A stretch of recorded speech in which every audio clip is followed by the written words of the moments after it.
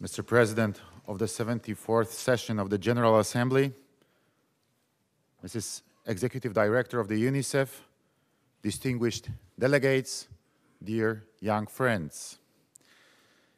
It's an honor for me to participate in this high-level commemorative event to mark the 30th anniversary of the Convention on the Rights of the Child and to represent my country, which was the initiator of this milestone document.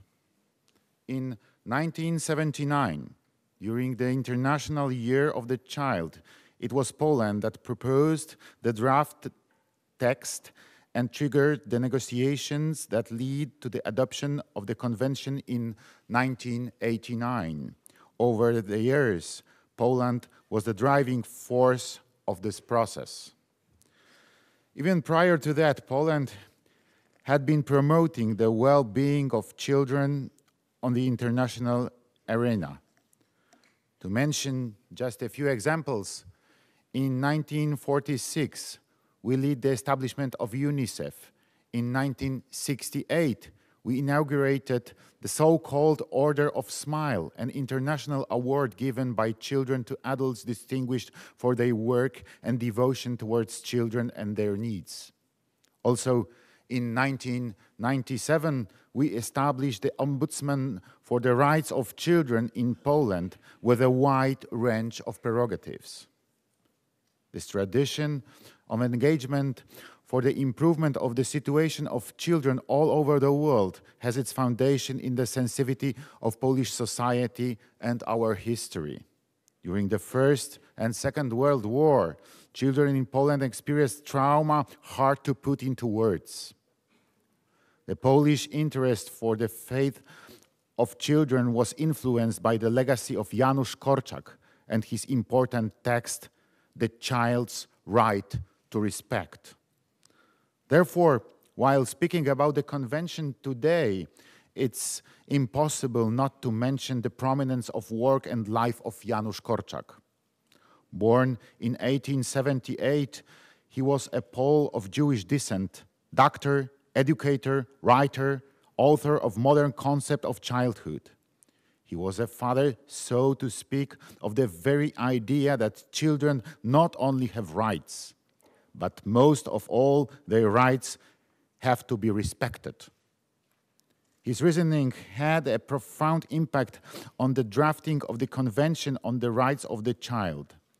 This document was inspired by his vision of a child as an individual subject, not an object belonging to adults. Nowadays, children are becoming more and more aware of their rights and more involved in the decision-making process. There are children delegates of parliaments or youth delegates to the UN General Assembly. There are thousands of young bloggers, writers, and journalists.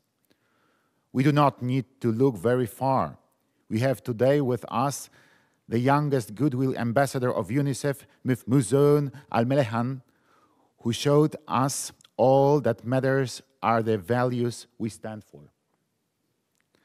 Although the values expressed in the Convention are shared universally, we still have to cope with horrific stories of children soldiers, sexually abused children, children workers, children refugees.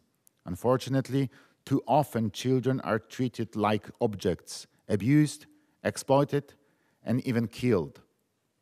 Violence occurs in many settings, including at home, school, community, and also over the internet.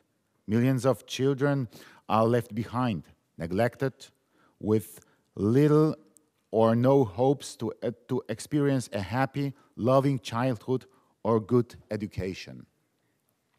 According to UNICEF, 262 million children are out of school and 650 million girls and young women are married before they turn 18. The shocking data provided by the report of the UN Secretary General on Children and Armed Conflicts revealed the terrifying scale of violations against the rights of children. growing up in the environment of hostility has an enormous impact on child's development, in affects health, social abilities, and education. Poland calls to highlight the issue of children in armed conflicts. During our presidency in the Security Council, we have dedicated one of the main events to this issue. Comprehensive action plans should be initiated to help children to cope in the time of hostilities and in the post-conflict environment. Children's voice must be heard also in light of the Agenda 2030, since they are often the most affected by poverty, homelessness, neglect, unequal access to education. As UN member states, we have a moral and legal responsibility to protect all children, and we should do our best to uphold their rights.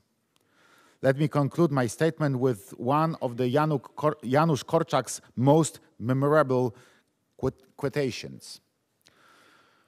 Children are not the people of tomorrow, but are people of today.